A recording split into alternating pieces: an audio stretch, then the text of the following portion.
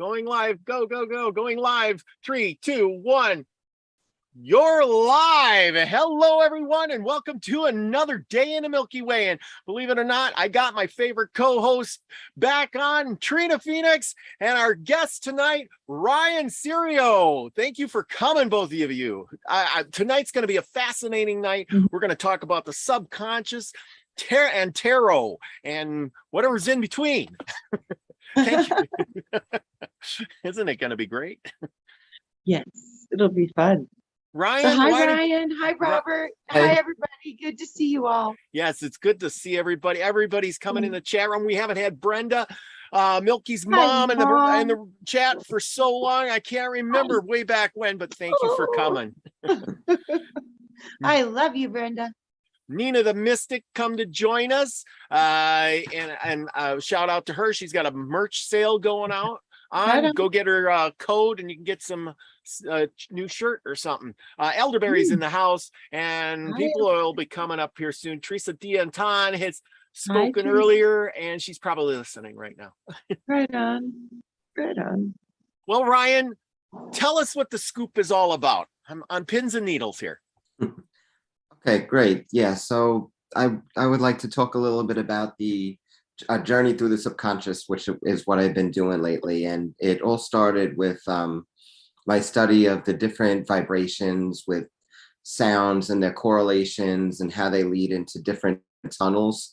And I noticed several months ago, actually the end of last year, even going as far back as the Dogon tribe in Africa, they talk about the 22 articulations in humans. And 22 is important number in anything basically related to mysticism. And if you look at the Hebrew alphabet, there's 22 letters, and each letter is not just a letter, but each letter is a pathway unto itself. And more recently with the tarot, this was explicated into certain pathways. Each of the tarot cards, the major arcanum of the tarot, corresponds to a particular Hebrew letter. So there's 22 of them, plus there's some other stuff going on in the tarot, which we'll talk about too. Like the Fool doesn't really have a particular number like the others do, but overall there's 22 cards, 22 letters, 22 articulations, and all of these relate to different pathways through the subconscious, through the Hebrew tree of life, which has 10 different spheres. And then there's spheres on the front, and then there's the backside, which is the more primordial unconscious. So the front end is the positive masculine side, the back end is the feminine subconscious side. And then and aside from these 10 different spheres, there's tunnels connected them in between. And these are the pathways through the subconscious that you can connect from one sphere to the next. And this is what you basically initiate to through in the backside of the tunnel when we're dealing with the subconscious mind. So that's basically an overview of what I'm talking about, basically, and we can get into more detail. I got a question before we get going. Now, I've been working on studying on a show coming up about Exodus, and of course they were speaking Hebrew back then. And then I started listening to these words and stuff, and each letter of the Hebrew language is like a tone. And then I found out, I'm reading about it, and it was talking about how Moses had went to this rock, and he, God had told him to, speak to the rock, speak, and I'm thinking, he was putting, he was using certain tones, but instead he kind of yelled at the rock, and then he struck the rock with his stick thing, his staff. And but he was supposed to speak to it, and then I'm thinking, okay, so so there's tones to it. All of this has to do with those tones. That's what I have to say. But I think you're right. The Hebrew one is the tone language. Is it not? Yes, exactly. Yeah, and anytime you're dealing with rock and mountain, and everything in the Bible represents something different. So say you have a rock or a mountain that usually correlates with like some kind of like the head or the brain, something like that, the mind itself. So that could be some kind of correlation with what he was doing on a more internal level as well, like speaking into the rock, hitting the rock with the staff. Like the staff represents the energy rising upward, the Kundalini energy, which is also in Hebrew, but it's more hidden in that, like when they talk about the Shekinah. So it's all, a lot of it is very similar from one culture to the next, and it has to do with traversing a lot of these subconscious realities that are pretty much universal, but they're hidden because they are deep in our own subconscious, both in ourselves and as a human race as well. And it takes some effort to get into them. So effort in meditating and also in understanding the different tones, the vibrations. And that is what the Syriac Hebrew alphabet really goes into, the different vibrations and how they correspond to different things. So each letter has its own vibration, its own tone. And as well as the tone, it has its own color scheme associated with it, and other things that are like symbols associated with it. Yeah, like one of them is like the one that I'm doing now is the 8th, which is the S, and that is associated with the serpent eating its tail, biting its tail. Oh, wow. The So that is, Ouroboros. yeah, the Ouroboros. Have you ever seen too the chart that says Ka Ra Sa Ta La Ha La? Have you ever seen that? The 7 rays, and it's Ka Ra. I can't remember. I've actually heard something like that in the astral before. And it like when I was first correlates doing with my the rainbow. meditations. Yeah, the 7 primary colors, and they all perfectly line up with Ka Ra Sa Ta La Ha Ah, I think was what it was. Because and it was very interesting, and it showed that the beginning and the end create the new octave because the sounds are blended. It was beautiful what they were showing. I thought it was very cool. There's your language right there. What you're talking about. There's the symbols and I don't know which one's which. I suppose each one is a letter associated with the sound then. Right? Yeah, so you start, at least with the initiation, you have to start in reverse. So that would be Tav. And Tav represents the world tarot, and Tav represents the completion. Tav in Hebrew is the letter of the covenant. That is the T sound. So that has its own associations. And when you're initiating through the tarot, the Tav is the world. So that's the very first one that you initiate through. And I found this out in reverse because so you could start, so the alphabet starts with A or Aleph in Hebrew. And then like you could see there on your screen, it goes from right to left, unlike our alphabet. So Aleph, Bet, Gimel, those are like the first 3 letters.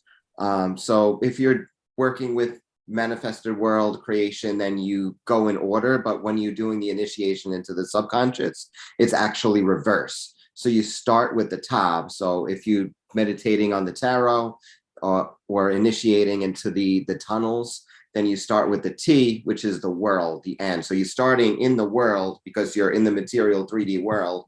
So that is your starting point. So that is where I originally started. I tried to do the reverse, not knowing that this was the way it was supposed to be done.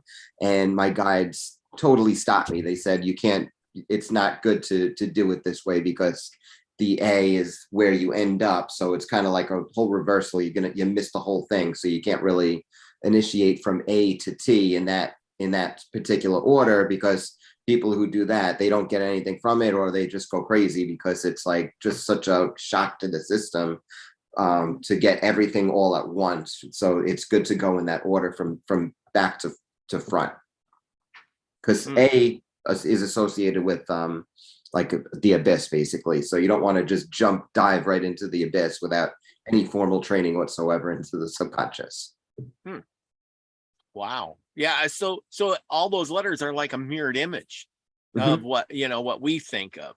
Oh, very cool. Very cool. Yeah. And there are meditations even in the in Kabbalah. Like if you read the Sefer Yetzirah, they have meditations where you can vibrate each letter. So they call it carving and engraving, where you visualize the letter in front of you in like a certain element of fire and in like different colors as well. And then you you basically build it into the astral, and then you dissolve it into water and then let it go below your feet. And then this is where the subconscious part comes in. Then after you see it dissolved in like a watery substance, then you see below your feet, everything turns black, and like this blackness engulfs you. And then you see it gradually come up throughout your whole body. And then your whole body is like covered in black. By now you're in the subconscious, you're in the astral plane. And then once you have this blackness, then you could engrave and carve that sigillized letter again. And then you see it in front of you now in like the bright, effulgent white light in its background. And then you can meditate on that. And then basically like that helps to open the gates to that particular realm. And each realm has its own inhabitants, basically. Like there are actual places in the astral world. So they correspond to different realms. So there's 22 different realms that are in your subconscious, but they're also places where you could actually find certain beings, whether they're thought forms or other type of spirits, maybe created by humans, that were like in the realm above the material realm where the thought forms are created and Yesod. Maybe they can, I'm not exactly sure their origins, but each of these realms is inhabited by these certain entities, and each of them has their own like gatekeeper, like a certain sentinel that is a gatekeeper for each realm. That, and the name has been explicated by Kenneth Grant in his book Night Side of Eden, and each one starts with the same letter that is the same letter as the gate starts. Like, for example, T or TH is Thantafaksath, which is the world. And then you go all the way to A or Aleph in Hebrew, which is air. That is the first letter, and that is Amprodius. So each one, if you know the name of the gatekeeper, you can call the gatekeeper. And that really makes things go a lot quicker, basically.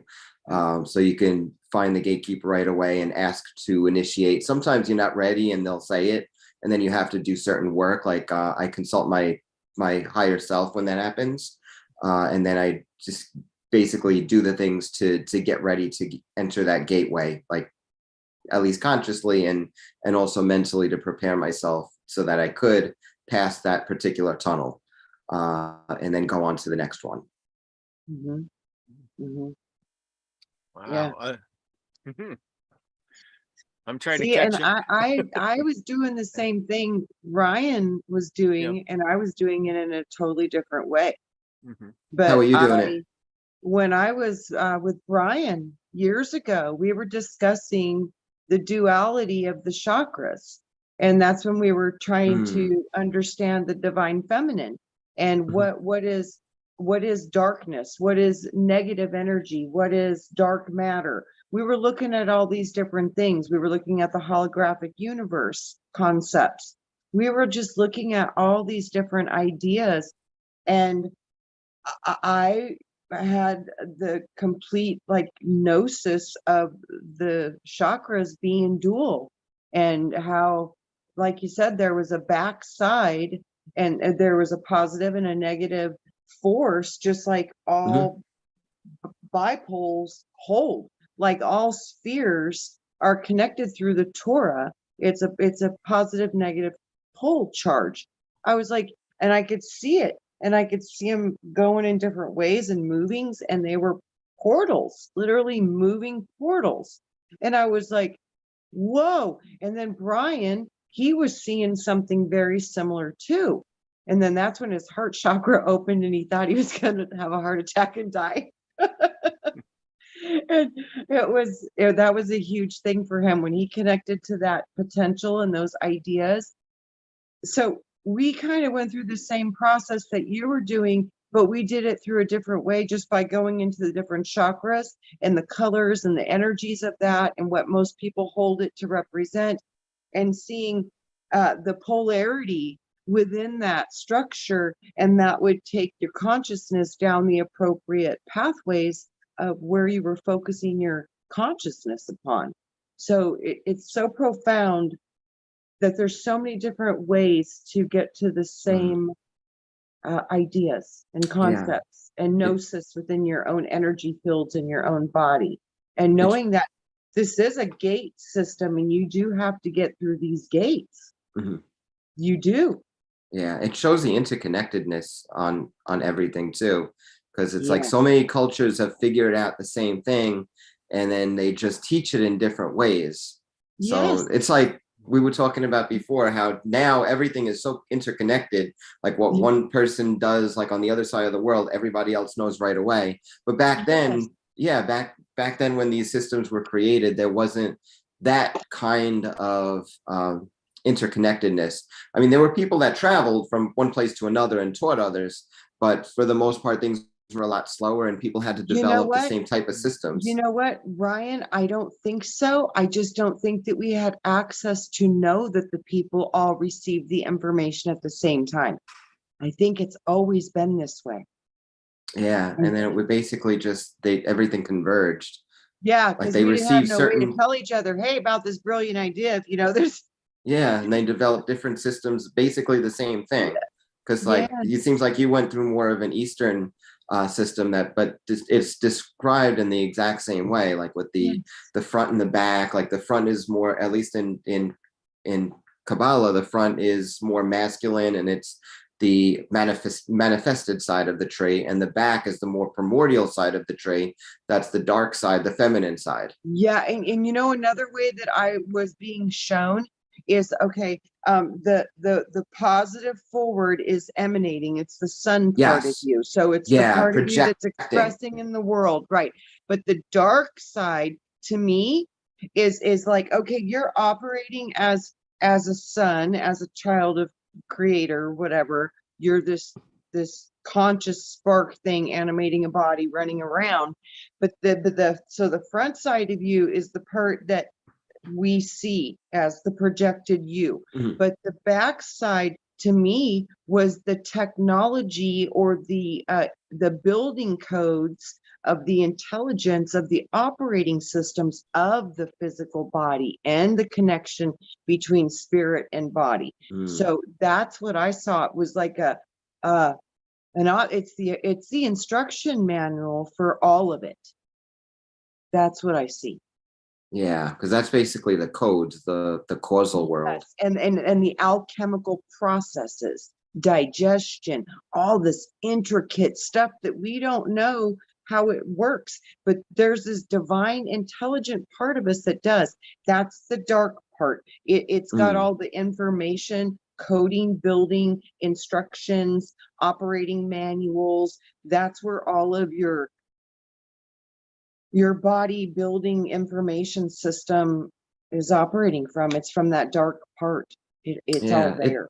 It's like they say with the hidden dimensions, how what we experience in the world are basically just effects, but the causes like 3%, are hidden. Right? Yeah, the causes are all hidden.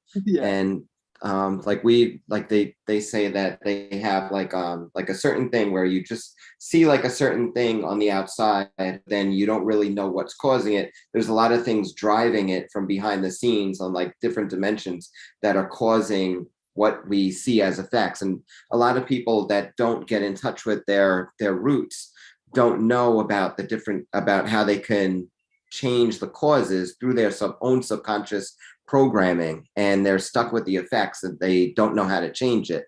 So if you can operate at the level of the subconscious, you can access these hidden dimensions and begin to start changing things. And you know, you want to know another door to those dimensions? Memory. Yep. Memories will take you to the appropriate vibration, because that's what these are too. They're vibrational rates. Definitely. The codes are accessed through frequency. So dark side, positive, front side, both, but the frequency match will align you to it. So if there's something you need to work on, if there's a trauma, if there's a person, if there's a situation, you can access those doors automatically by simply attaching that thought of that person, situation, vibration, feeling. The feeling part is the most important part, because the feeling is the emotional body, which is controlled by the senses. So this is where the memories are activated through.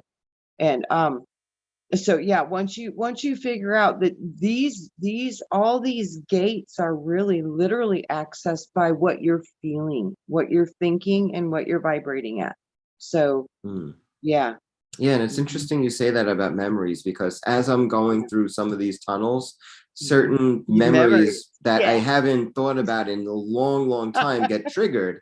And For then real. when I think about it, I see that there is a correlation between that particular memory, what I did, and that particular gate. At. Yes, and where you're at in the body system. Yes.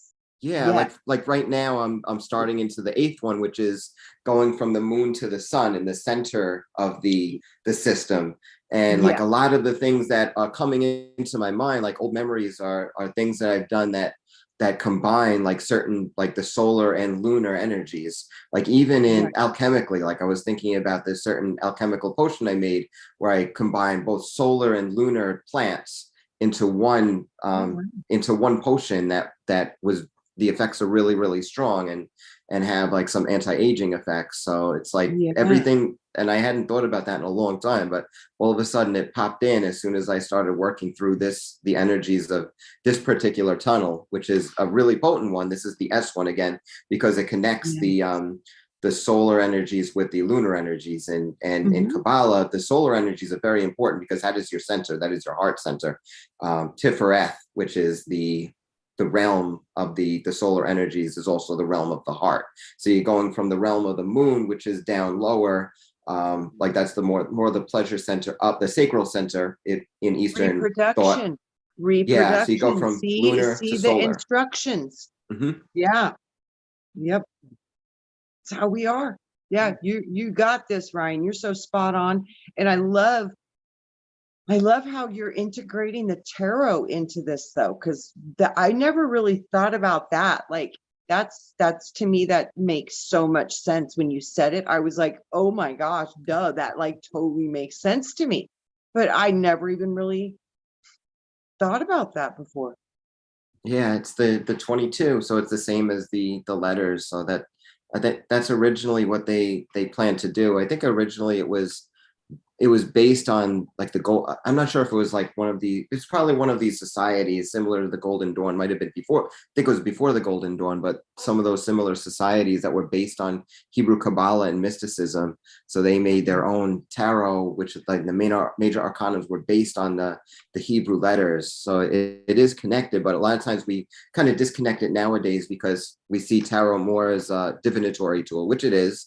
But there's also deeper meanings if you meditate on each of them and relate it to the certain pathways of initiation. Absolutely. Absolutely. And it's like, God said, let there be light. It all started with spoken a vibration in essence. And those vibrations form those letters. That's why they say they're kind of fire letters, and then you have other fire letters like the Enoch stuff, the fire letters with that, which is another amazing thing when you look at like how they describe these letters. It's these ancient words and ancient symbols, I think, are direct keys to our genetic codes. And our actual foundation of the building blocks of our whole physical structures. I think these codes are the foundations, like some of these, the fire letters too. Yes. Oh, I can put that up there. Yeah, so those are some of the letters there. So, and they do correlate to different energies. Like there are fire letters, there are water letters, there are air letters. Like for example, like the 3 mother letters in Hebrew are Aleph, or are A, Mem, which is M, and S, or like the SH, which is Shin. So, and that is fire, and that's where they come up with the Tetragrammaton, which is like if you put them together in certain ways, they act as formula. So one formula would be like the name of the Hebrew and Christian name of God, which is Jehovah, or Yod He Vav He. Yes. Or you could just, in Kabbalah, they just say Yod He Vav in some of the early writings. And that Yod is water. So that is the progeny of Mem, which is one of the mother letters. Mom. And then, Yeah. then He is a fire letter, and that is the progeny of Shin, one of the mother letters. And then finally, Vav relates to air, and is a progeny of Aleph. And this is see, all. I see it the same way as you're saying it, but when you're saying it, what I see is the Mhm. Trinity again, because I see Mem as the water, the Father as the fire, or the Father as the air. So the Spirit, the Father's Spirit is always air. It in my brain, the way my brain works. So when you said that, I see Mem, and then I see Father, and then the Son would be the fire, the Shin, the fire. It's like Father, Son, it's water, air, and fire. That's the pyramid. It's the Trinity. It's what creates all. Yep, the child or the daughter. Yes, too. it's the pyramid again. It's like when I see these words and letters, I also see the shape it makes in my mind. So when you say that, I see a pyramid again. That goes to me in my mind, Trinity, which is air, water, fire. It's just what I see, and it's so beautiful because all these teachings share so much of the same foundation, maybe different words, but they all have the same elemental and emotional. They all match in that's so true. many ways. It blows my mind. Yeah. Yeah. And you could see that those letters, they're the progeny. So that is the manifested parts. That's the positive side. That is the reflected side, reflected from the back part. And then the mother letters make up the back part, which is the foundational part that we talked about. So those mother letters are like some of the most powerful. And then we get to the Shin, which is shaped like a trident. So the Hebrew letter Shin, or S, has the three prongs, which makes it the trident, and that is like the main mother letter. That is the letter of fire, and that from that fire everything else comes. So you have the fire, and then the Mem, which is the water, and then Aleph, which is the air, and then air is the spirit of creation. So you have like the highest is the Shin, and then the water emerges from that, and then the air is like the preview for all of creation. Wow. And then that's where we get the Yod He Vav. There's the shit right there. Yep. Okay. I was getting confused. I'm thinking if I can't remember what they look like, nobody else can. Yep. Yeah. Shin's down on the bottom. Yep. Good visuals there. Yeah. You could see the three prongs like the trident there on the Shin. Yep. And again, the S sound, similar to the Samek, is very serpentine, and it has a fiery nature. Yes. Yes. And then the S in the manifested world is more like the progeny. So if you have like the outcome of the father and the mother would be the Shin, like in this world. Yes. Huh. So even the letters have. And isn't that interesting, Ryan? We're talking about, we're going into the age of Aquarius. And Aquarius, isn't that in the Shin? In the body? So they could be different Pisces correspondence. Is feet. Yeah, so Pisces is feet. Aquarius is leg. Shin. Yeah. Yeah, Shin. that's true, by the Shin. It is the From the Shin. from the Shin up to the knee. Above knee is another Capricorn. sign. It's Sagittarius. Yeah, the thigh is Sagittarius, knee is Capricorn, and then the so down Shin. Yeah, Shin would be the age of Aquarius. Oh yes, wow. There's like another hidden meaning. I never thought of that before. Yeah, and it's the fire, and it's like, okay, Aquarius is activating of the crown chakra, seventh ray, violet fire, transmutation, plasma, light. Yeah, and Aquarius is involved with all of the elements. Like it's an air sign, and it's the water bearer. Yes, and it's the only man that's full man in the entire Zoom dial. That's right. It's the only human. Only one. Yeah. Because it's the like culmination. It's like the culmination. And the original man is carrying water, which is Well, all mama made it all, mem. It's, yeah. So Wow. there's actually this book I was Wow. reading a couple of years ago called Celestial Scriptures, and they actually begin the Wow. creation story with Aquarius. So just how That they makes have the, sense. yeah, so it's the first time I've ever seen that, but it makes perfect sense. So they actually had two sections. The one section is the one that we have where it starts with Aries to Pisces, and then the other one is the more hidden aspect, which is like the aspect of creation where they actually start at Aquarius, and then Pisces is the duality. So Aquarius is everything, like you said, is the crown. So it's everything Yes. together, all interconnected. They associate it with Cetus, the constellation, which is the whale, which is just like gigantic, just everything like all together, all powerful. And then it Yeah. divides in Pisces, and Pisces is the two fish, the division. So you have the polarization through Pisces, and then from there you have the Aries, the idea, the head, and then from the idea, from And the head, initiation, yes. action. Yep. And then it's, yeah. yeah, and then Child of Taurus. God is born. Yeah, and then Taurus is the energy substance. So you have the idea, then the energy, Foundation. and then you go into Gemini, the mental realm, Cancer, the emotional realm, and then See, you Leo gotta is build your the physical etheric realm. structure, then you start to build your emotional causal foundation, so you can Yeah. operate in the physical world. But that's so, it makes so much sense. Then the etheric body, which connects everything, and then the physical body. Yes. And then the physical body is represented by Virgo, the virgin. And that's also the Yes. harvest. And then Yes. after the harvest, then you start going up again. And it's reflected in the same thing in the seasons. But in our own soul history, like right now we're in the physical world, but we're preparing to ascend, and the ascend begins with Libra, the balance, the scales, because every time when they say people die in ancient times, they had their heart weighed on the scales, and then that is Libra. And then if they don't have to repeat the same process, then they can move on. And then you get into the higher initiations from Scorpio to Sagittarius, where everything burns off, and then up to Capricorn. And then that's basically it in that system, where Capricorn is like the formation of like the golden human, where everything is crystallized, but not just, so you go from spirit to matter plus spirit alchemically. And that is Capricorn.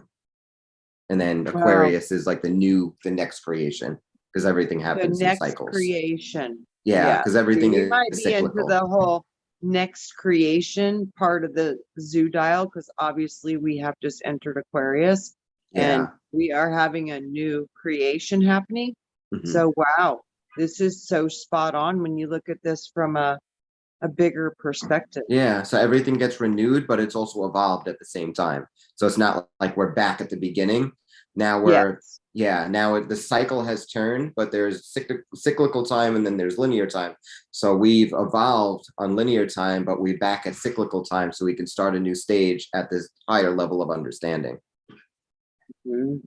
Yep. Wow.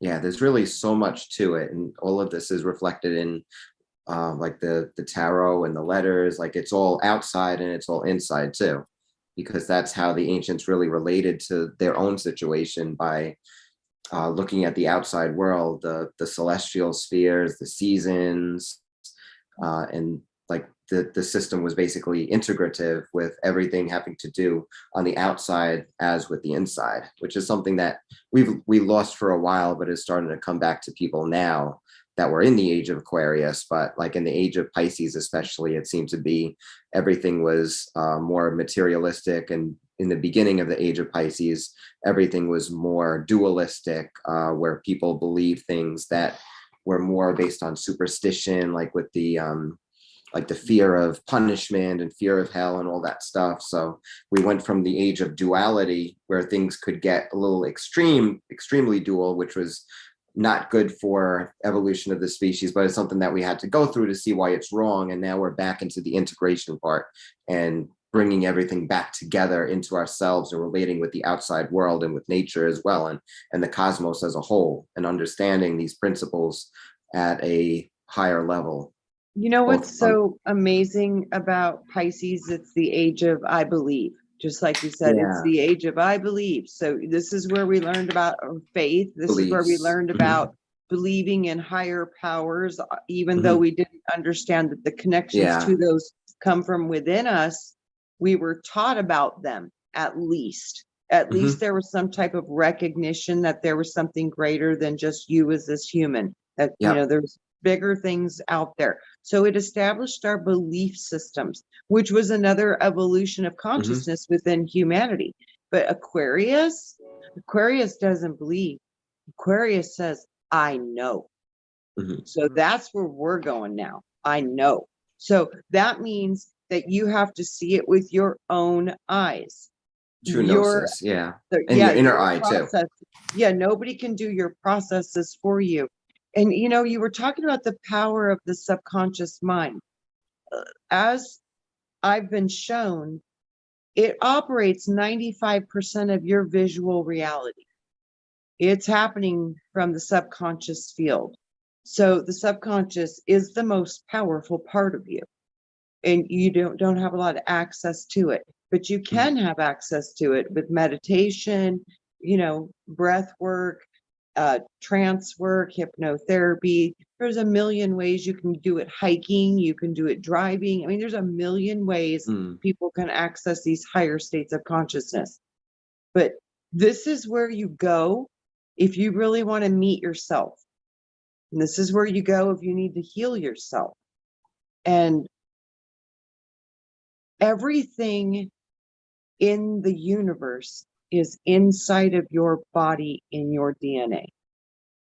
So if there's any place that you need to go, you do literally get there by accessing that window of opportunity through your internal workings of your divine feminine construct, Mhm. which is operating 95% of the real world.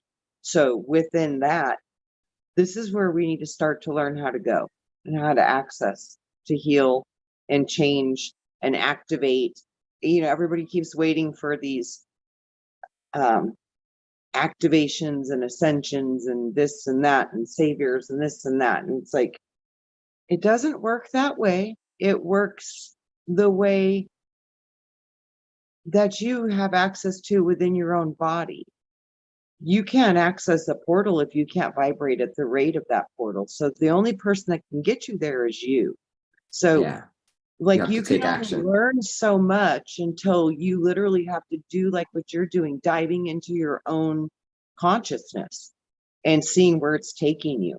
Because when you're going in, that's how you go out. But literally it's going in. It's all backwards. It feels backwards. But this Yeah, it's a powerful backwards part path. of us, it's the miracle maker. It literally, if you want to see miracles, Yeah. this is where you go for assistance. It's in the subconscious field. Yeah. That's why a lot of people are afraid of it. They don't want to access it because they choose not to out of fear. But it's something that And you know, at a certain point you have to do it. well, bottom line is the subconscious is so beautiful because there's nothing to be afraid of it unless you want to deal with shadow aspects or heal extreme trauma. Then Mhm. you're going to go into your trauma. Yeah, that's dark Yeah. and ugly and maybe Yeah. really freaked out, but that's only if you choose to go there. But your subconscious, literally, it's just an operating system. And you literally, if you can talk to that part of your body within the operating system, that's how you get placebo effect to work. Mhm. That's how you get spontaneous remissions to work. It's the subconscious that says, why not? I'll do that. Yeah, cool, Yeah. done.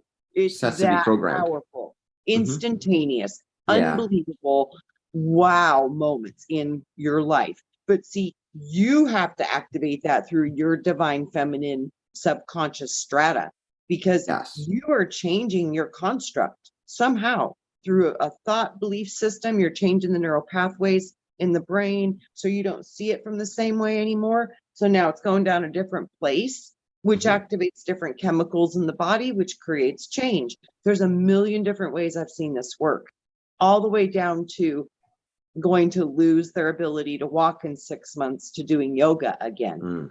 and recovering from 7 degenerative spinal diseases. So, wow. Wow. Yeah. And it's Yeah. no coincidence that in all these alchemical texts that talk about this at a certain level, that it's always you get initiated by like a divine priestess, because like you said, it's through the divine feminine. Like Yeah, this is you. all like the feminine aspect. So the Yeah. at the manifested world, the world that we live in, is more considered masculine, but you have to go into the feminine aspect of yourself. And most of the guides and teachers that you meet along the way are female as well. And Yeah, that is Ryan, I something like that to see it. It all is coming from these 12 gods, Mhm. and all of them have a male aspect and a female aspect when they separate into the 24. And that's what I see. So there's like the ultimate set of 24. Maybe that's the Elohim they speak of, those Yeah. original, that could be them. So, but those Elohim, they control parts of your body, and you hold the consciousness of these beings because they're part of our construct of our subconscious strata. Mm. So we literally are a part of these beings. You can't get out of it, man. Cats make cats, dogs make dogs. There's no getting out of it. Those are the 12 cranial nerves that run in both sides of the brain, which make the 24 elders. Then you also have the 12 ganglia in the gut complex. One is triggering the subconscious more. One is triggering the masculine part of you more, which is the positive. We are a reflection of this universe, and it's inside of us, and we're connected to it through our very genetics. And that's why we already are immortal. What we are is apparently pretty special and neat, and it's an experiment. So, a lot to learn, but I think we're figuring out how to blend physicality with spiritual existences. And I think that's the thing, is when you get through the whole body, it's when you start to understand that there's mysticism goes above duality. So once we can get to a place where we understand that there really is no duality, it's all expressions of different poles to make things exist. You rise above duality and get to that place of where you are actually in a mystical state, that there's no more right or wrong or this or that. It's all functions of your own inner workings and creations. And you start to really see that everything that's showing up in the world is a reflection of where we're at as a conscious mental species in this moment.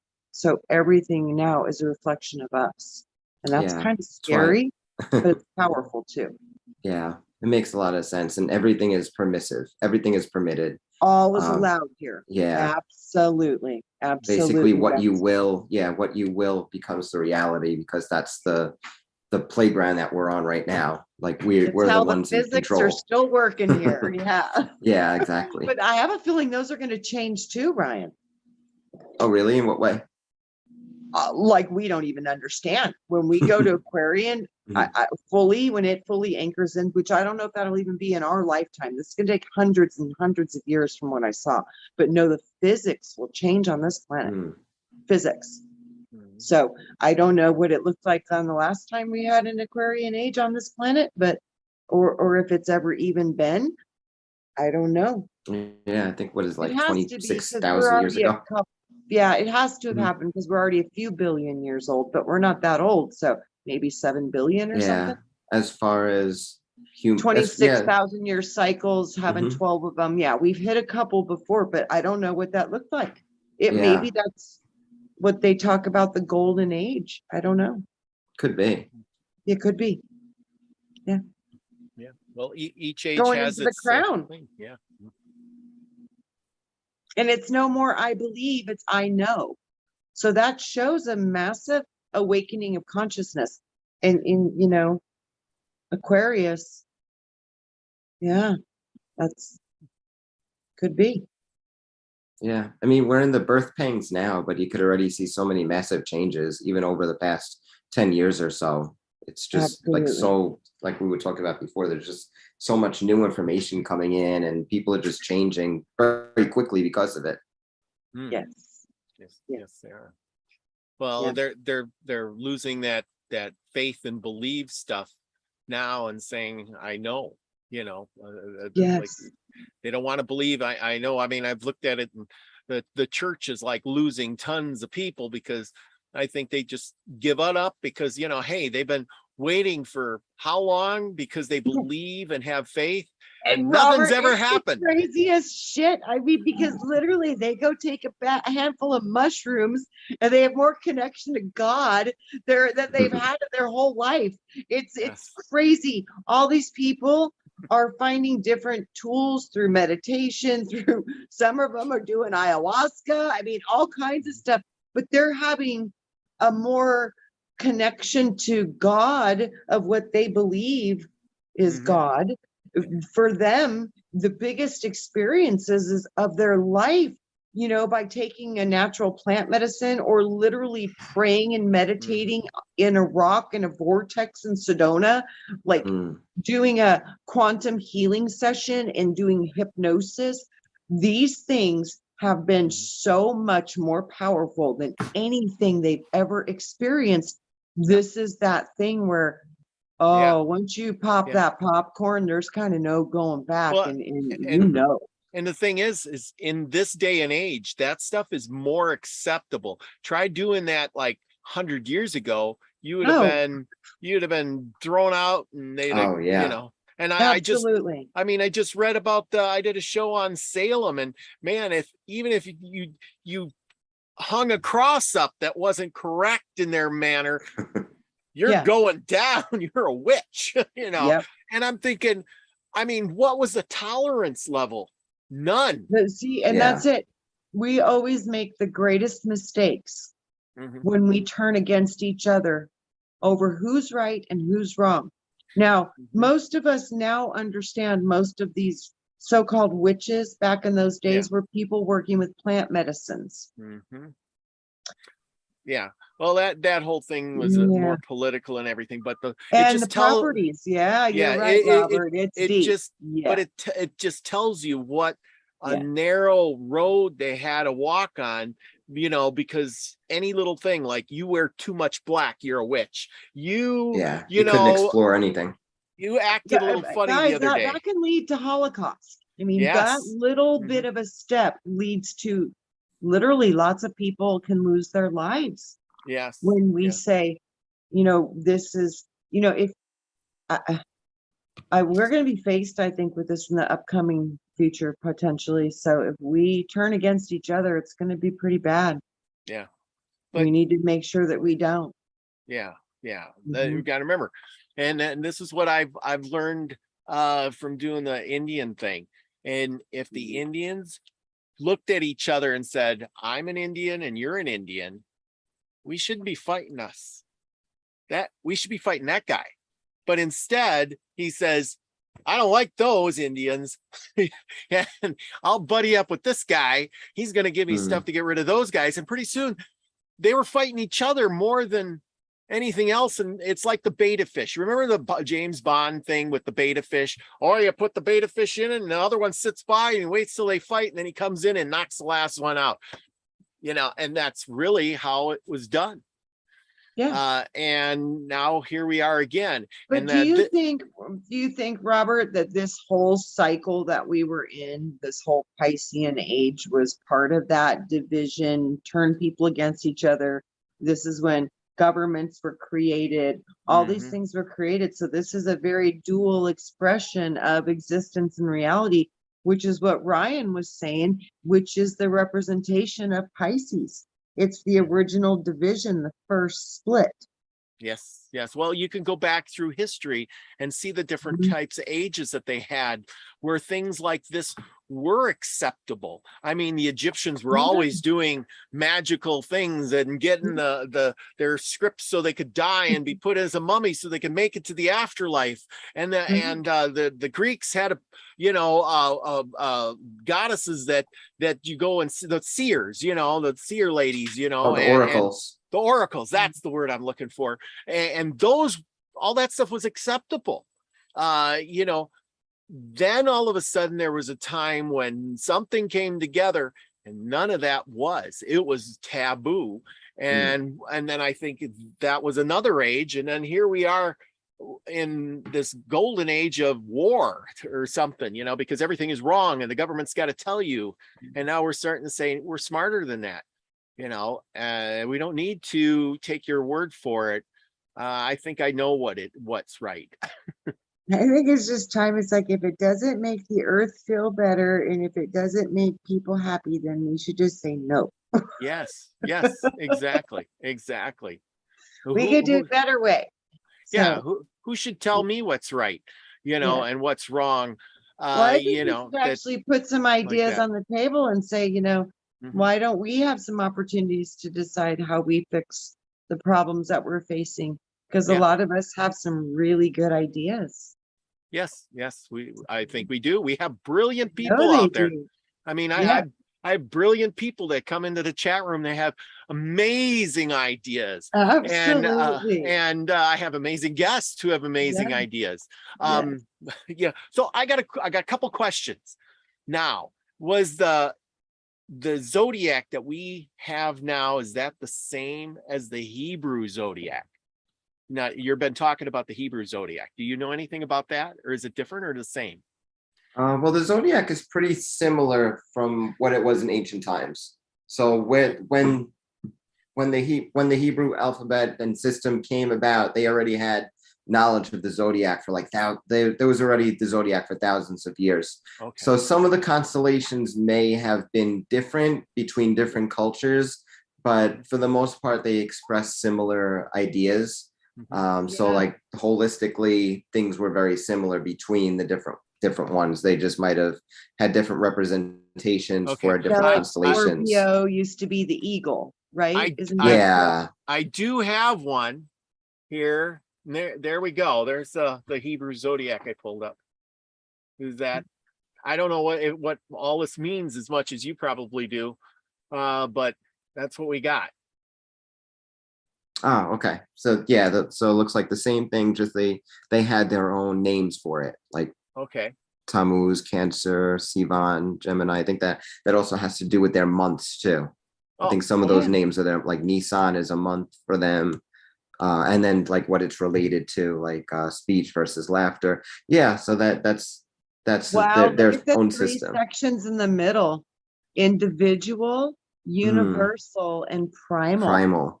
Wow, and that's Taurus, Gemini, and Cancer. Yeah, so the beginning of the year is the primal aspect.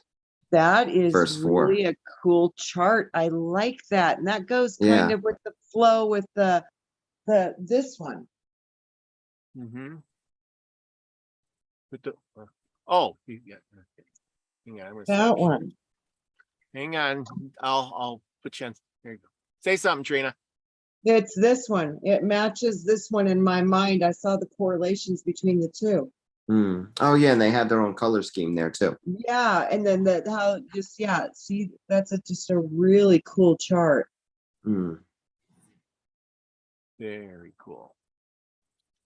So that just it's like I see. Whoa. Oops.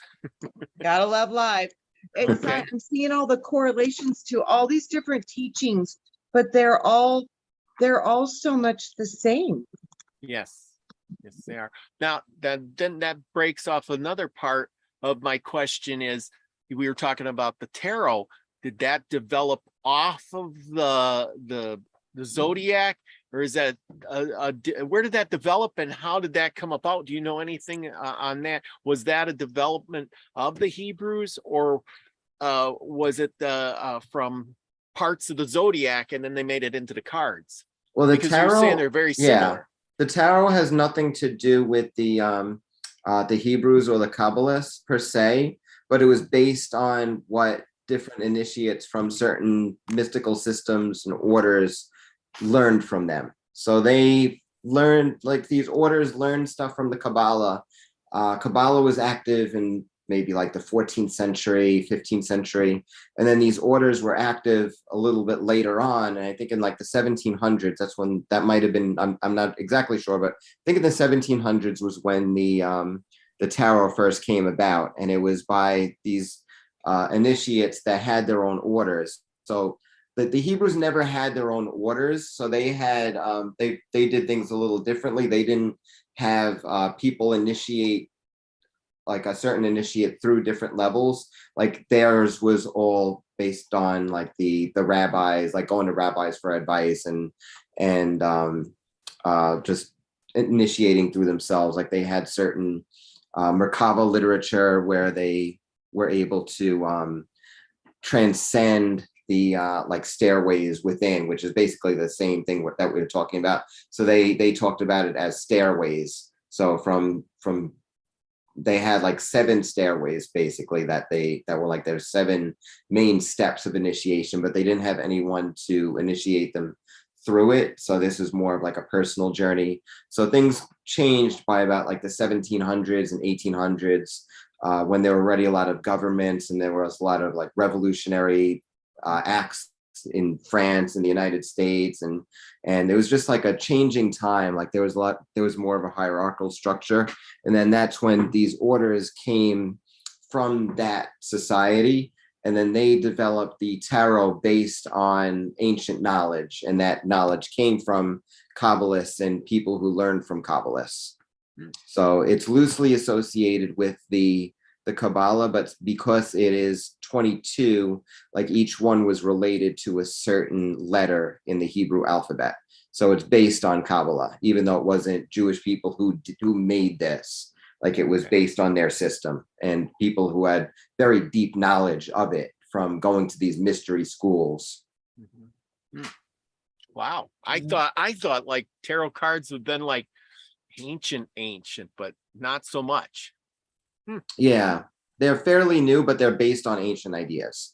Well, yeah, I Yeah, get yeah. I was gonna say yes, but no, because they're based on ancient, like you know, Yeah. you go back to the Celtic and that's even older, but the Odin had his ruins. Yep. And yeah.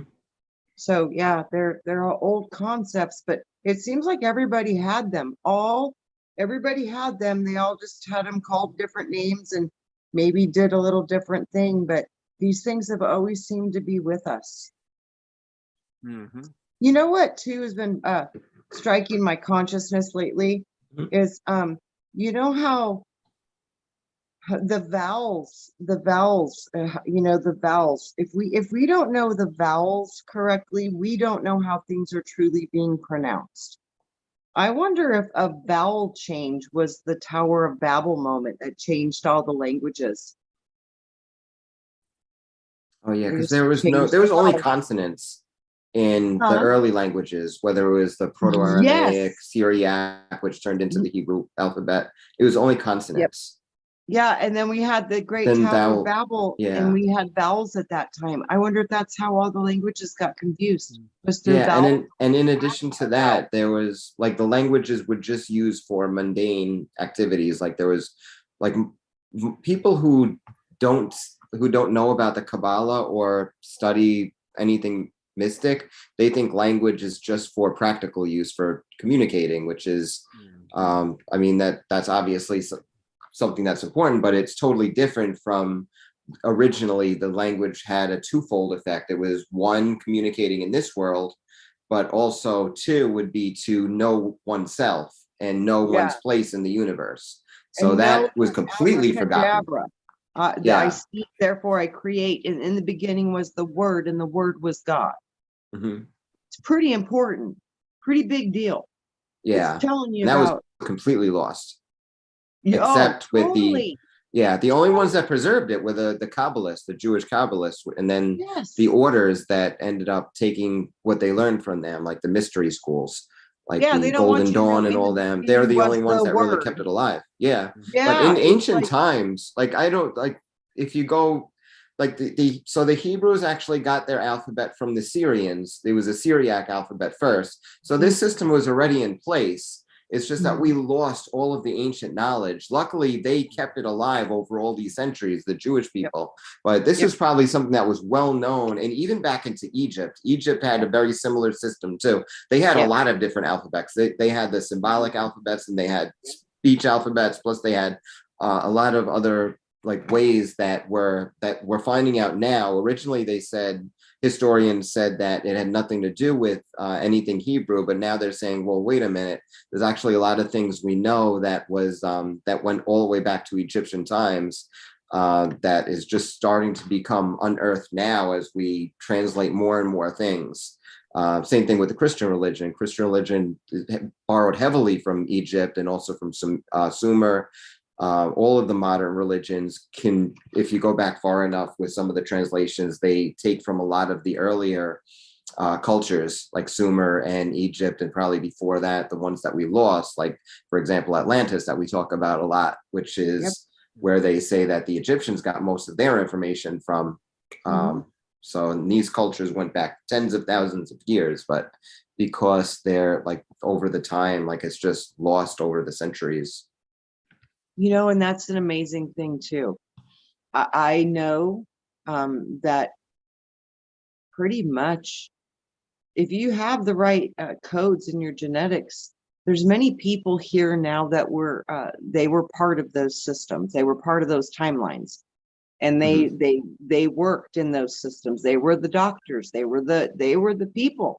So many people that are born here now all have access to all that information inside of their DNA, and all they have to do is go into, you know, a light meditation, like quantum healing. You know, just go in and start to view the information. It's in there, but you know, you got to be careful.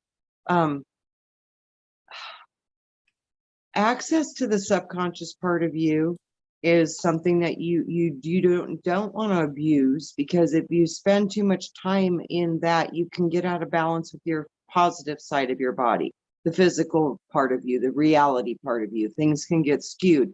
When you start diving into past life memories too much, you can start to, it'll jumble your current memories with this lifetime with memories from the other. That can cause a problem. When you can't look at your own family anymore as your family anymore, because you're feeling more of a connection to a past life than your current life, that's a problem. Yeah. So there's lots of things to be, you know, you need discernment. You need to do these things with caution and care. But this truly is an access to any part of any kind of questions or history, any kind of information you need to know. You truly might already have it inside of you if you can just figure out how to go in and view it. So think about that. If you're drawn to something, it's probably because you're connected to it. Yeah. Yeah. Have you ever heard those stories about some people waking up one day and then they call it that Mandela effect, but they wake up and they go, I don't recognize my wife or my children. My wife's name used to be such and such. That would be really hard. Yeah, but what if all they're remembering is a past life, and they're associating that past life with the wife that they know now, and go, but her name was Debbie and this one's Sheila, you know, and now it's freaking me out because I'm remembering but they think they're in the Mandela effect when they're actually just remembering a past life with the past kids and the past everything, you know. Sometimes I find myself in like dreams overlapping. sometimes I find myself in dreams where I'm living life as basically a different person with a different family and different friends, and then if I can wake up consciously and I'm trying to I'm like, what's going on here? It's like I'm remembering a past life, basically. Like that's how I feel. Like it's because it's all different people. I know them in the dream, but I don't know. Once I realize who I am and where I am, I totally forget. I'm like, who are these people? Okay, I do that too, Ryan. I dream of different, I think those are different existences, different timelines we're currently operating on at this now moment. You have 12 of you, probably, which match those 12 gods, those 12 centers, those 12 cranial nerves. The multiverse. It's 12 of those little things running around that are you, probably on all different dimensions. So with that, you got 12 of yous running around probably already. Everybody knows you got a twin flame. So you know there's the original split straight out of the gate. There's no dispute with that. Those are your guides and your soulmates, because you notice they always show up in sixes. Yeah, because it's funny because sometimes when I do wake up in those realities, like I kind of take over that person. I'm like, wait, who are you? Yes. And then the people are so confused. They're like, are you okay? Yes, because you're not acting like them. Yes. Yeah, it reminds me of did you see the new Doctor Strange movie? Because it's exactly I like that. haven't. I want to. but Oh, I- okay. So I can explain this part because Yeah. it's exactly like that. What I went through in some of my dreams sometimes, where like it's called dream walking in there, where the witch ends up going into different other parts of herself in the multiverse. So like in the movie, there's a multiverse, and there's like 4 different multiverses with 4 different of the same characters in each of the multiverse. And she's able to dream walk, which means go in like a meditative state and then enter the head of that person of her in a different dimension of a different world in the multiverse. And Okay, she's and what able to if- communicate through there. You know what I just saw when you said that? What if Aquarius means all 12 realities, all 12 timelines start collapsing into one, and it all goes into your head? Wow. Oh shit. This could be Then you what would we're be looking conscious at. of And you everything. want to know why? Hmm. This is weird. Okay, you want to talk about mandala effects? Okay, I have quite a few. Mhm. Really like Snow White, that one was not the same. There's things I know, Forrest Gump, there's just things I know that were different. But one of them is one of the weirdest I've ever experienced, is because one of my friends that I cared about a lot, I was told he committed suicide and he was deceased. And I found out about 3 months after it had happened. Mhm. And I've gone 37 years of my life. And he showed back up. Wow. He never committed suicide and he was never dead. But how come I couldn't find that in my other reality? Where, Wow. how did I know about the funeral? All the friends, the stuff on Wow. Facebook, the whole thing. And he's been gone for years and years and years, and now he's back. And all that stuff is gone. Yes. He doesn't have a Facebook though, which is kind of weird. He still doesn't. Wow. Yeah. Wow. Wow. That freaked you out. Yeah, it was freaking weird. And do I tell them? You know, I was in I a don't know. reality where you committed suicide and you were dead and you were gone out of my life for 24 years. Do you tell them? No, probably not. Wow. No. Wow, right? Yeah. Seriously. So I people that know. are saying, no, this is not my husband and this is not my reality. No, I've had some really weird, big shit happen in my life that I can say kind of I relate, but thank God, like my ex-husband is not here now, or like, it's no way. That's weird. But I really do. I do think that there's other realities, and people that might not have been, might have been gone in your life. I think a lot of people are starting to show back up like that. Like one lady was like, I didn't have 3 children, I only had 2, and now she has 3. And then another one was like, I have 3 children, now I only have 2. Well, the So thing one of her children is gone in her Did you- reality, and did- nobody else has ever known that child, but she knows her child. Whoa. that's the thing. Did you jump realities or did they What if jump this realities? is what's happening right now? What if this is about the collapsing of fractured timelines into but- one simulated, one Well, stream? and here's one that I got just recently. My buddy calls me up and he says, you know, my ex-girlfriend, do you remember what her name is? And I says, yeah. And I says, it's Andrea. And he says, I met up with her the other day and I called her Andrea and she says, no, my name is Andy. And Mandela effect. and he's like, everybody's always called me Andy, she says. And he says, I was your boyfriend. I called you Andrea. I wrote songs about you as Andrea. And I think, I'm like, I never knew her as Andy. Right. You know, See, a different person is here now. And like I said, my friend was not here and now he's back. yeah. And yeah. he didn't kill himself. And that happened a long time ago. And that freaked me out. Yeah. Yeah, exactly. Freaks. It's like, And he's going through the same freak out. No, you were not like that. You were like this. And that's, I Yeah. think this is going to make a lot of people really question their sanity. And you Mhm. know what? Trust yourself. Mhm. Trust yourself. Yeah. I think what we're going through right now is Mhm. kind of insanity. And because nobody lets us know that what's going on, it's really going to seem like insanity. But I think just trust yourself, because a lot of this crazy stuff is really happening. I know it happened to me. It happened to you. Yeah, it's I mean, happening. For real. it's like at first I didn't believe it. I'm like, huh? This is insane. I never heard that before. I'm like, now it's like, Well, you know what freaked me out, Robert, was the Mandela effect. Like that, I saw Nelson Mandela go to prison and die in jail, and then I saw him on Oprah, and I was like, "What?"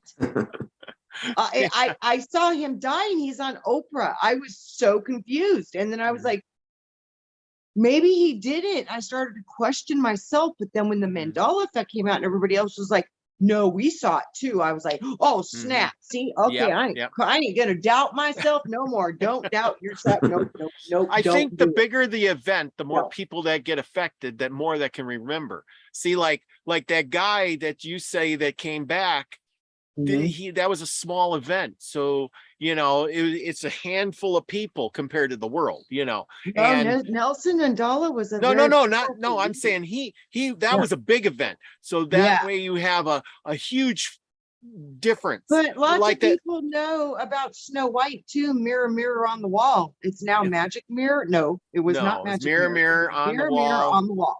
So there's all these things that lots of people they do, but other people are like, no, it's always been that way. So that is their reality. But somehow I know we've merged timelines, and this is the evidence of it. And maybe it's CERN, maybe it's natural. I don't know. That's true. Maybe it's both. Yeah, maybe it's a little bit of both. Right. But it is. Here's the one thing we do know: it is happening. For real. Yeah. Yes, for real. It happened to me. It happened to you, Ryan. Has it happened to you?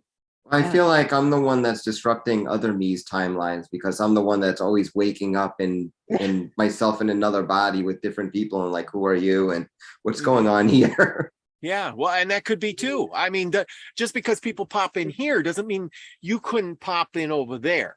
Yeah, and that's like what's been happening. And like, they're always confused, like, are you okay? And it's like I'm surrounded by people like in this world, but I'm supposed to know them but it's kind of like I possess their body because I am them, because it is my dream, but it's not in a way. Because Dr. it's Strange. like independent. Yeah, that's exactly what's happening. It's so weird. When I saw that movie, I'm like, oh, I do this. You gotta watch it. When I saw the movie, I'm like, I do the exact same thing. My daughter told me, she's like, Mom, you need to watch Dr. Strange. And when she says that, she's usually always right. I just watched it like 2 weeks ago. So really, I need to watch that. Yeah, right on. I will. Yeah. They will. It's so show cool, on that. though.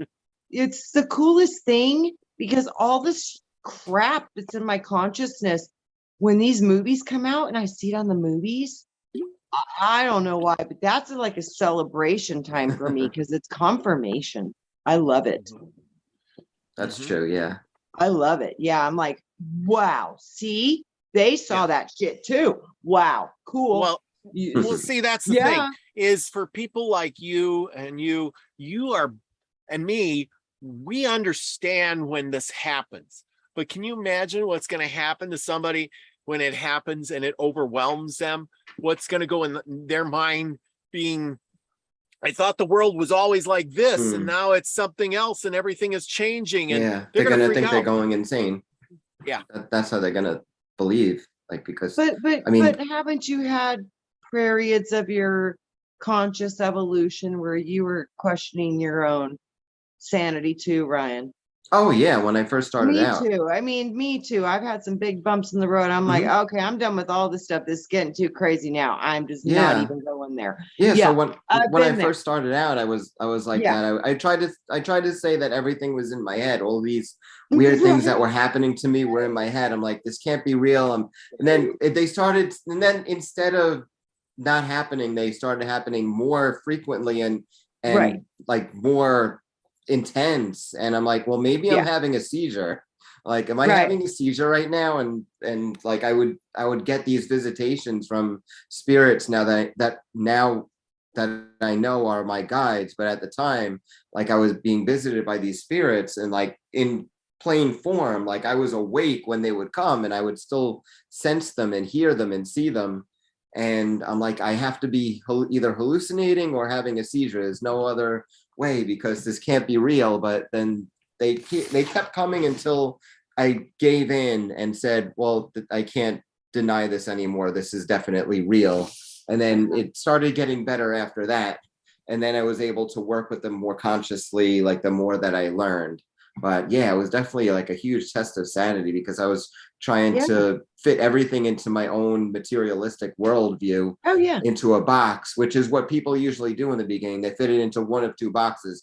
Either one would be like the religion that they grew up with that might have like all these constraining beliefs that they can't really think outside the box, or a materialistic worldview where everything has to make 100% total sense physically, like there's nothing beyond the physical world. So once you break out of one of those boxes, then you could start achieving stuff. You know, it's crazy because I started having these radical, crazy experiences when I was like 10. I mean, that's when I saw my first reptilian. I was 10. I lost my first person in like my family that I loved to a motorcycle accident. It was the first death I experienced in like a family member. And, you know, he was standing in my hallway 3 months later after, you know, I'm 10 years old. No, there's no such thing as ghosts. There's no such thing as, you know, the whole claws and the sleigh thing and all this.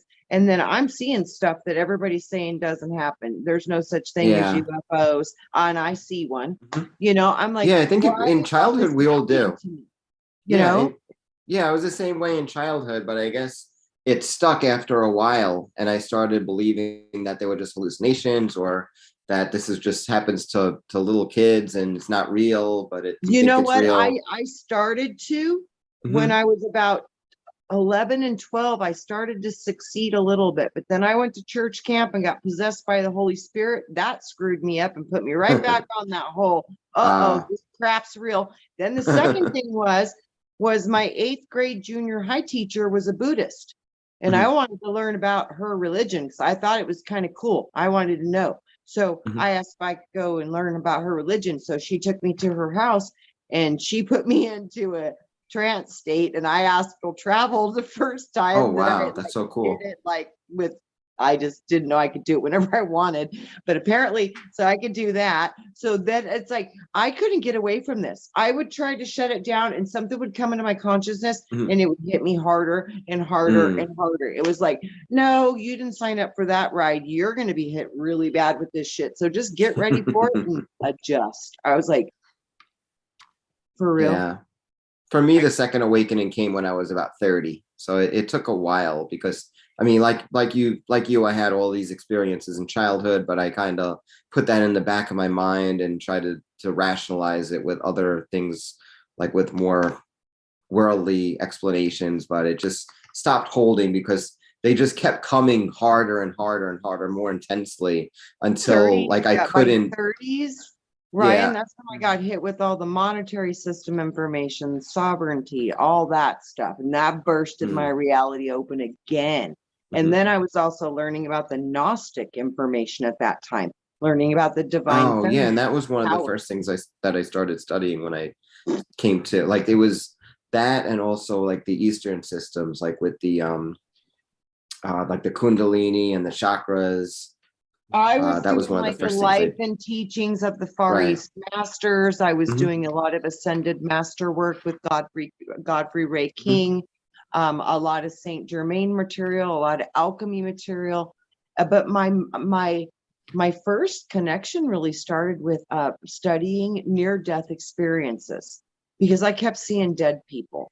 So I wanted to know more about that, you know? So yeah, I was like, I need to understand what's happening here.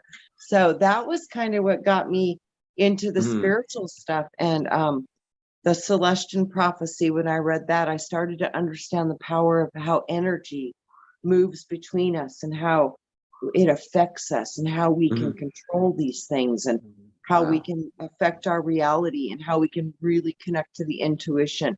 And when I read that book, that was like, I was like 18 years old when I read that. And that was back in 1990 and 88. And that transformed me when that was huge right there.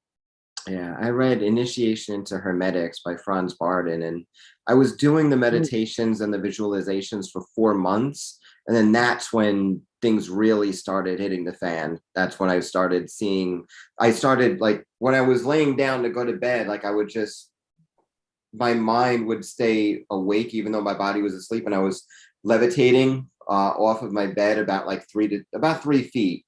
So I didn't realize that this was my astral body. I didn't know what an astral body was. I didn't know any of that stuff. I thought I was actually levitating. I'm like, what is going on here? And then so I did an experiment one day where so as I was levitating, that's when I would hear my spirit guides talking in other languages, like what you said, like ka, ra, ba. I'm like, what is going on? So like I would go to bed and I would have a tape recorder. I'm like, as soon as I hear the voices, I'm gonna record. So then it happened, and then I heard the voices. I went to press record, and I'm like, then there was nothing. And then I looked down, and then that's when I actually first realized that I was levitating as I was hearing the voices. At first, I thought I was just laying down, and voices were just coming. I didn't realize I was out of my body. But then when I looked down and I saw my ghost hand, like about 3 feet above my bed, and then I no longer had the recorder in my hand because it was like in my real hand under the blanket. And then that's when I realized like I was like that something was going on. And then I was able to kind of like navigate my body. Like I moved it from like vertical where I was like horizontal, and like that as all this was going on, like I was really freaking out. But I was trying to at least like explore a little bit. And then by the time I got like totally vertical, and that's when I was able to actually like astral project rather than just have these like sleep paralysis experiences where I was just like knocked out and then all these things happening to me. But like when I was able to like get up and then get vertical and basically like stand on like as an astral ghost and then walk through things, then that's when things really started to change. Well, you know, because I had control.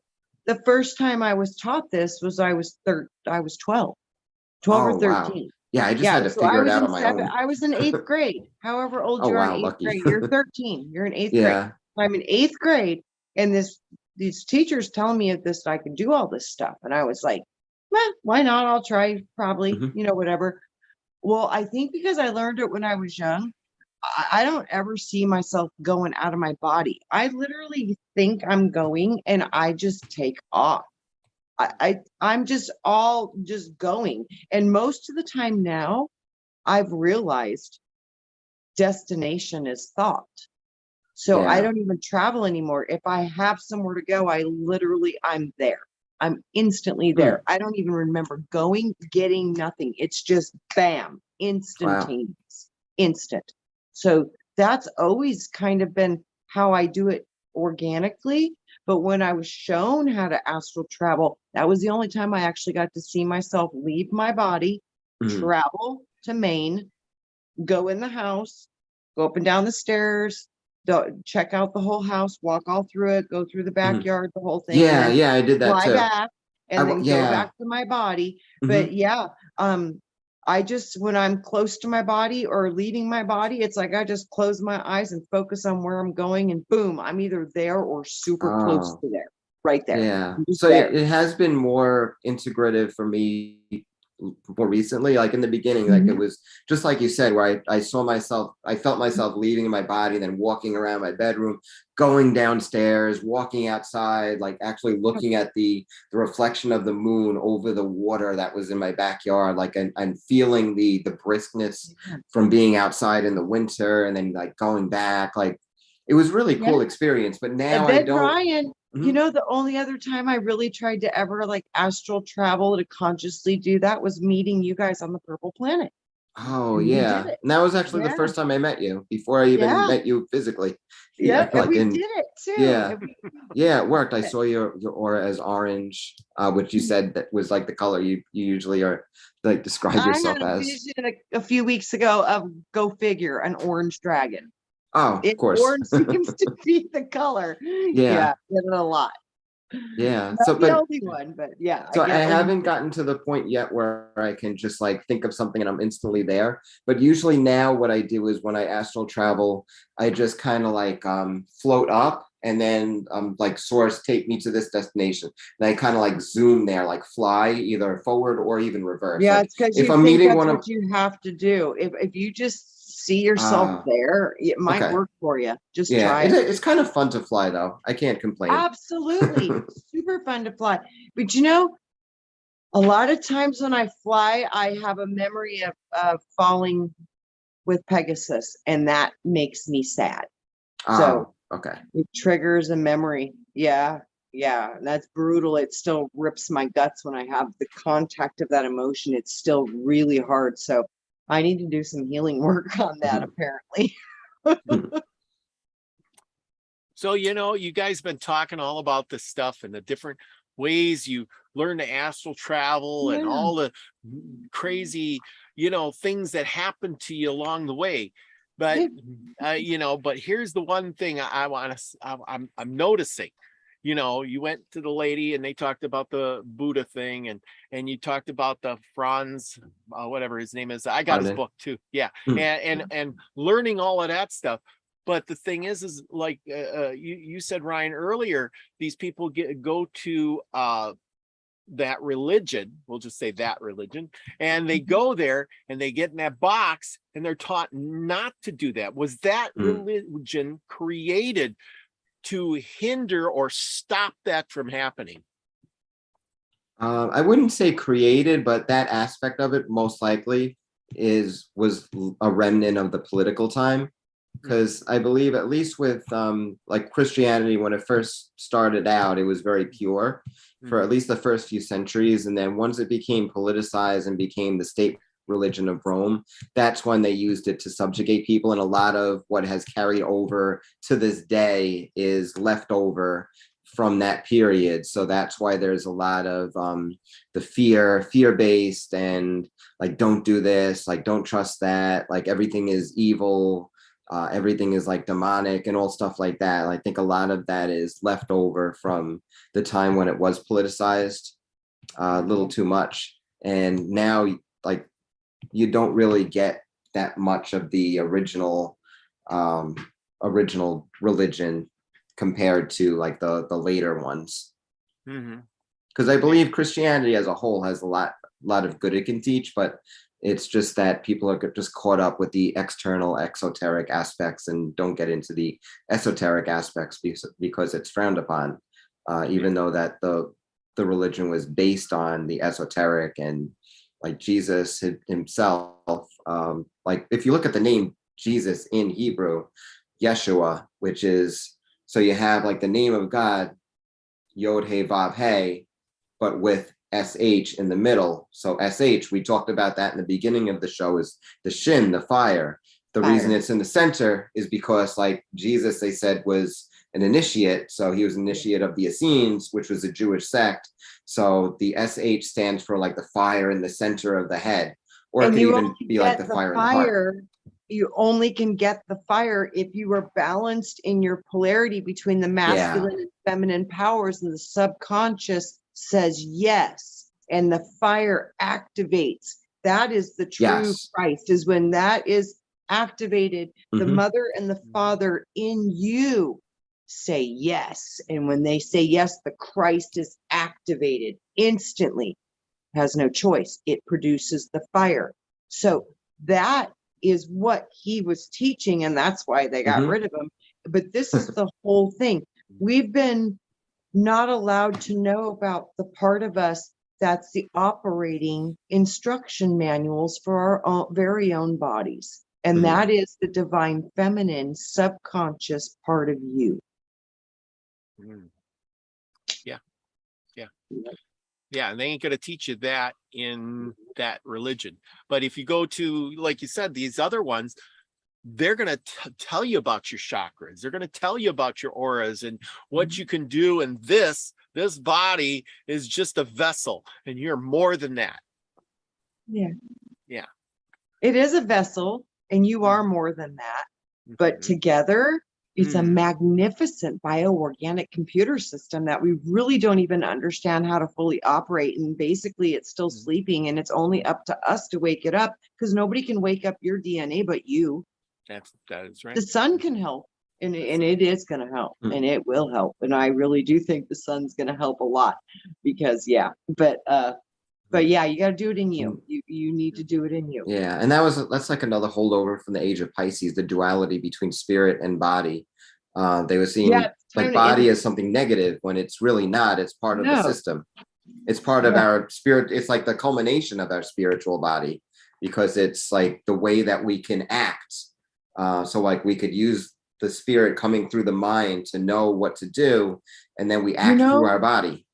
Right. Ryan, what they just showed me, when you are in the physical, you are actually building your subconscious construct, because this is where you build.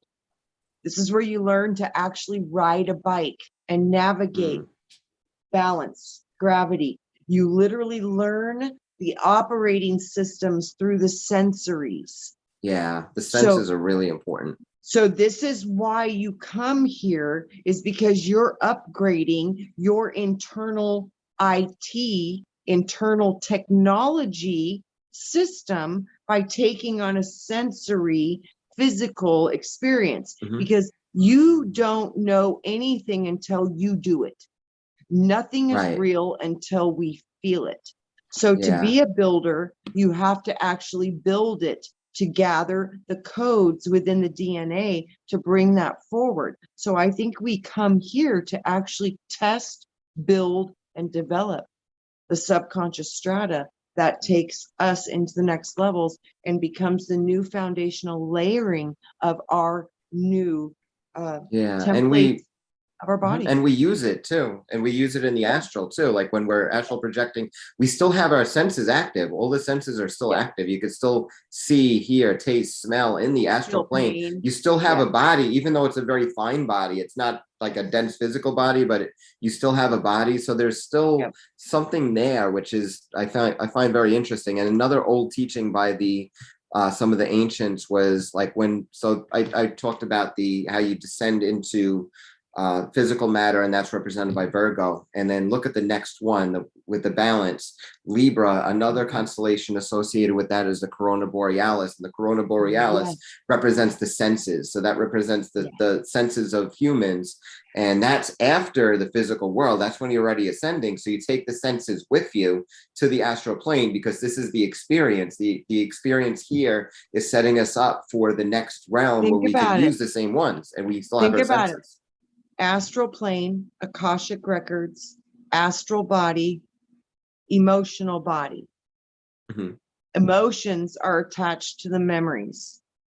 So the record keeper part of you is going to be attached very strongly to your emotional complex, your emotional body. That layer of your energy body is the part of you that's carrying all the memory, emotion, energy in motion. Yes. Otherwise, there would be no reason to remember it if there's no energy behind it, no emotion behind it.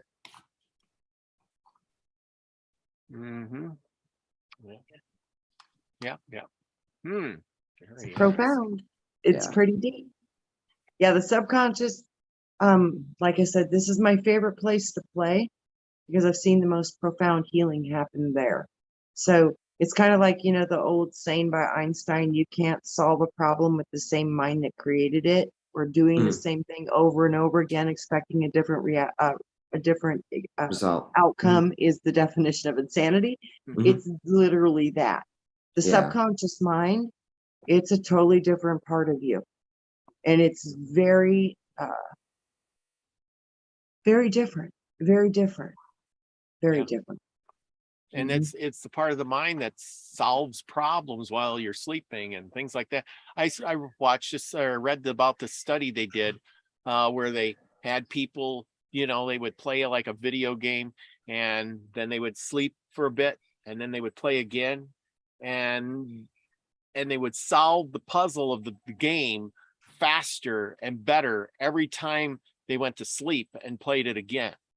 Yeah. So they knew that their the networks subconscious consolidate. the Yes. subconscious mind was playing that game over and over and over until they Yeah. got the right answer. Networks consolidate. You see, internal network. You went to your internal network and solved the puzzle. This Yeah. is the part of us that we come here to build upon. And right now, look at this crazy train ass matrix we're in. Wow, guys, we're learning a whole bunch. I agree. That wow. Yes. Yeah. And the chaos will ensue and we'll be smarter than that. And we say, yeehaw! Absolutely. Yeah. Oh, that's right. That's why it pays to sleep on something. I remember, I'll tell you one thing. I took a car apart once and I tried to put one transmission into it and it wouldn't go and it wouldn't go. And I couldn't figure out why. I had to and I couldn't get well, it was a different motor from a different car. And that car sat on blocks for a whole year. And I swear to you that I woke up one day and I knew in my mind what I had done wrong. Just like that. That car sat on blocks for a whole year. And one day I woke up and I went, And you had the answer. yeah. Yep. I was like, I took You were that shown. motor, out of a stick shift and I put it in an automatic and I forgot to take out the brass plug so that the converter would flip into the flywheel. Oh shit. And you know what? I never realized that till that moment, that day I woke up and I worked on that car for weeks and I couldn't figure out why that thing wouldn't work. A year later, bam, I went over there, pounded that thing out. Yes. Yep. And you literally, because you got an image in your mind, you saw it. You literally saw it and you solved the puzzle instantly. That's what the subconscious does for you. Yeah.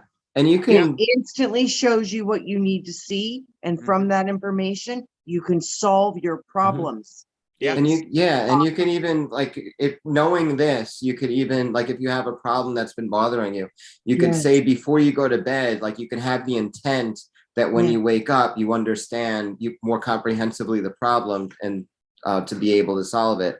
And like maybe that'll trigger something overnight. Like I've also had something like that happen to me too, where like I had something that was not working for weeks, and then all of a sudden in a dream, I realized what was happening. And even other things like something was going on at work that like nobody understood the cause of it, and then I dreamed the cause, and it turned out to be correct that nobody thought of. So it's like things like that, you just know it in your dream, like you see it. That's what I mean. There's a difference between thinking and knowing. The positive side of consciousness and the expressive part that you're playing with, the positive part of you is that part. It doesn't know. The subconscious part, that's the part of you that shows you. That's the part of you that knows 95% more than what you're consciously aware of in your mind. So whenever you get stuck with anything, boy, that's the biggest lie for all of humanity is that right there. We have been taught to look outside of ourselves when truly it's always been within. And the answers are inside you. You just need to be able to see the image and gather the information, but it's in you and your subconscious. It's got all of it. Yep. Just had to open your third eye. Well, it sees 95% of a world that we don't even have access to. I don't know how my food digests itself. And it knows it intimately. It knows every interaction, everything. It's such a divinely brilliant, intelligent part of us that we really have forgotten about. And I think that was super important that was done for us to be able to be controlled and put into the position that we're now put in. Yeah, because our conscious mind shuts off like 95% of the things around us because like it can't handle, like Nope. at least physically, it can't handle all of the perceptions of everything. It has to make certain decisions, and Yes. it needs like the minimal amount of information to make those decisions as possible. So there has to be like less bombardment from all of the everything around us. And that's why like if people take something like mushrooms that make them perceive more around them, then they're Yeah. more calm. But I Yeah. wouldn't want to do that if I have like a bunch of things to do at work. Like if I have a task, I wouldn't want Right. that same mind state, because like you Right. experience more. So in a Mhm. way, like you're like shutting a lot of stuff out is helpful from an egoic perspective, being in this world and getting stuff done. But on a spiritual perspective, like if you can, it's great to just expand your mind and to see more of what you can see if you're able to do that. And you can. Yeah. It's so simple. I mean, it's really, everybody like makes it such a like, oh, it's difficult. No, it's not. It's so organically natural. It's an innate ability. We all have it. The thing is like we've forgotten the importance of this work. So we don't know how to take each other into guided meditations or trance and literally work our shit out with each other. Why do you think in the olden days you always saw people on a couch in a shrink's office? Because back then they knew how to positively hypnotize people and get them to see those images in their own mind to heal their own problems. And you had to do it by closing your eyes and looking at the world through your vision. Your hypnosis was a eye. big part of psychotherapy during the early and days. it's all gone. All it's gone now, and all they give is medications. No more hypnosis being done. No more real stuff is being done. This was all really seriously taken away from us because they know as soon as we figure this out, it's game over. We'll have control of 95% of this whole world because we'll be online with our subconscious mind. I know this can be done. I know it. I've seen it.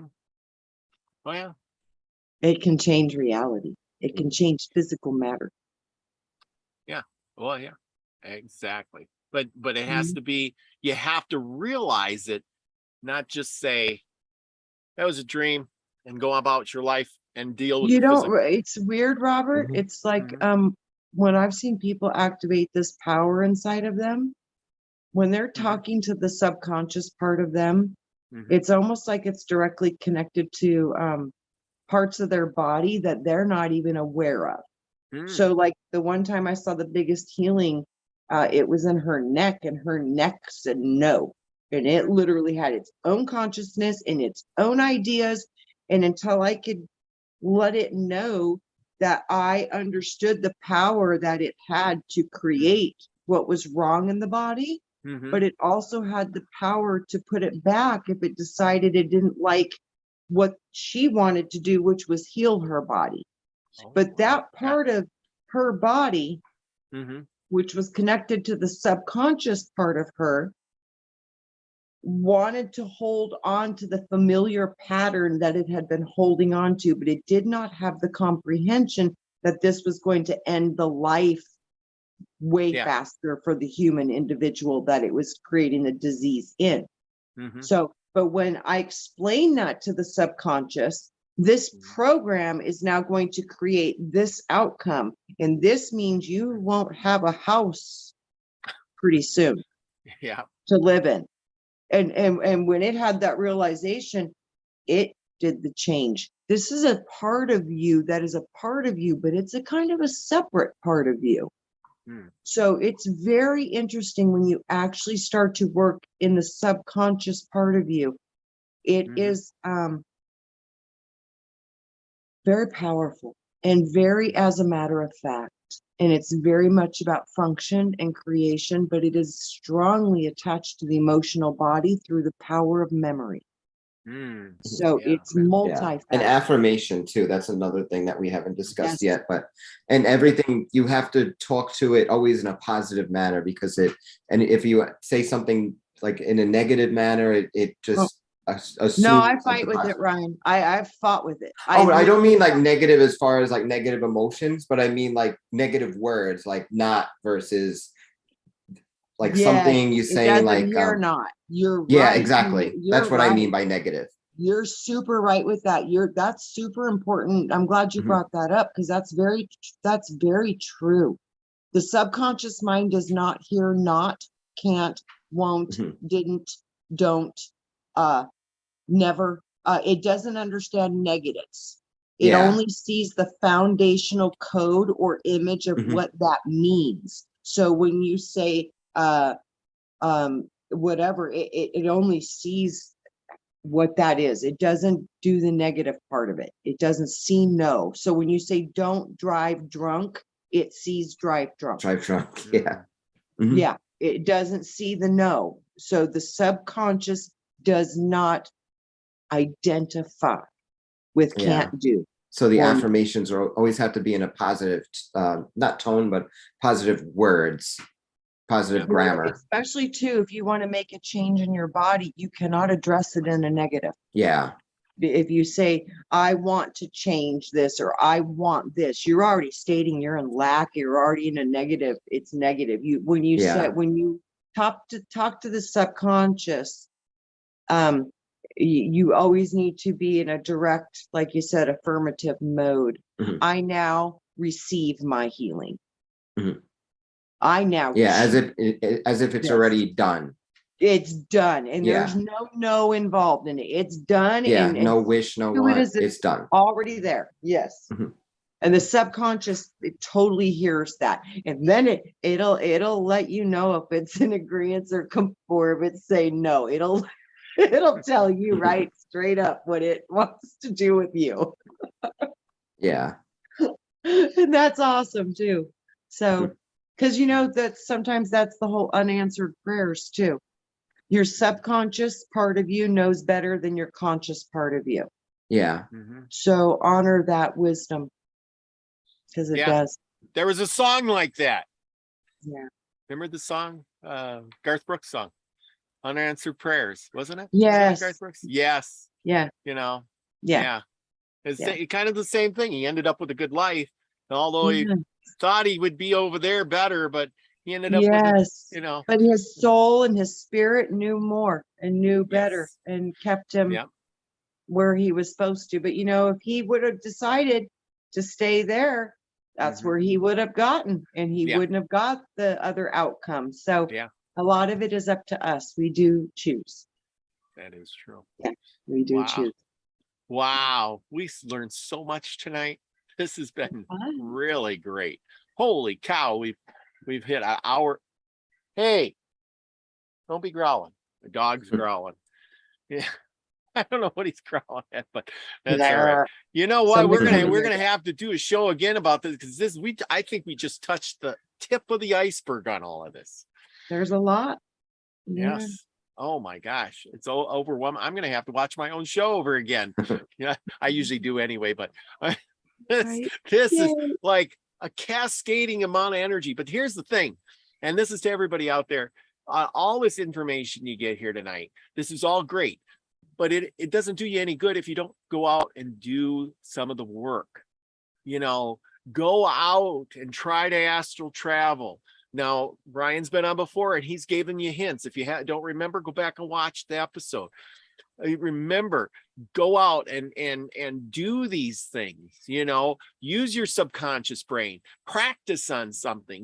We got those cards. I don't know. I got some here somewhere if I find them. Oh yeah, here we go. Those cards that you get and the little card like this. Those cards. Put Yeah. one down. Yeah. Think about it, and then go to sleep and wake up in the morning and try to see if your subconscious mind will tell you what card that is. Yeah. Simple little things. Yeah. Use your brain. Yeah. Not your back Well, so much. It's not just that too. That's such a great idea, Robert, because Mhm. honestly, I didn't know where my gifts were Mhm. until I started practicing and trying different things. And that's how I learned, because I didn't know. So Yeah. y'all don't know what you can do because you just haven't maybe maybe been exposed to it yet. So I promise you, you all have a multitude of different gifts, and we're all having different parts and pieces of it. So none of us hold all of it. So with that, you all have a unique part of a gift for this world that you might truly not even really be aware of yet because you've never tried it. But as soon as you get exposure to it, you're going to be like, whoa, I know I can do that. It'll just, you'll know. Yeah. Remember when I first started out on this show and doing things, and I was listening to you and how many questions I asked, and you know, and then I went out and I did those things, and I went to the Purple Planet, and I used my mind, and I could feel other people's feelings in the grocery store, and it freaking me out. Remember that? Oh my gosh, you know. But I was like, wow, Robert, you were like skating through all these Claire abilities, like boom, boom, boom. I was like, whoa, good job. That's because I was doing the work. You were. I put the affirmations on the refrigerator. I'd say them every day before I left. I would think it in my mind.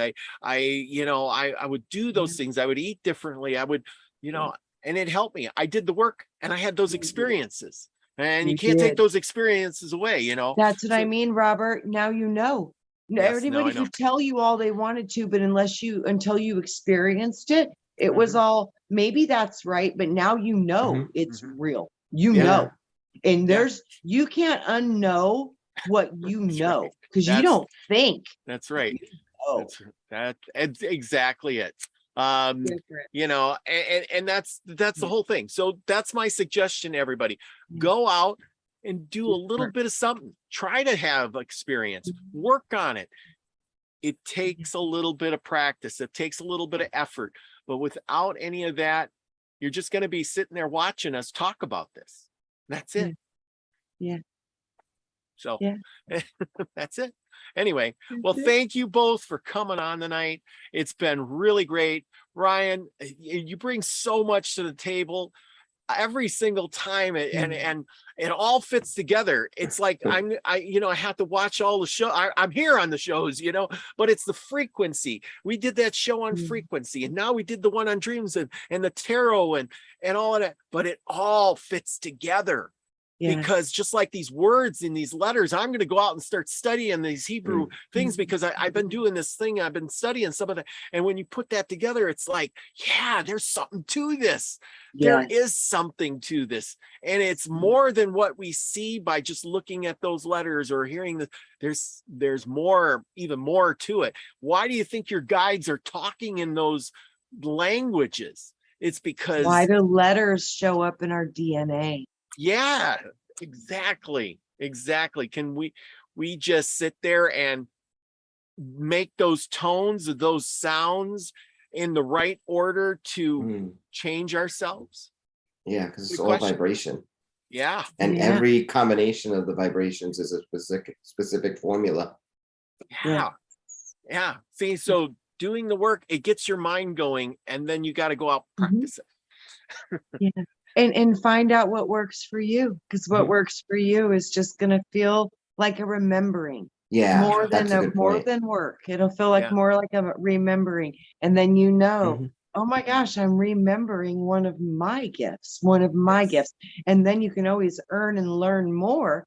But one of the best ways for me was when I remembered what I had already known. And that was powerful for me.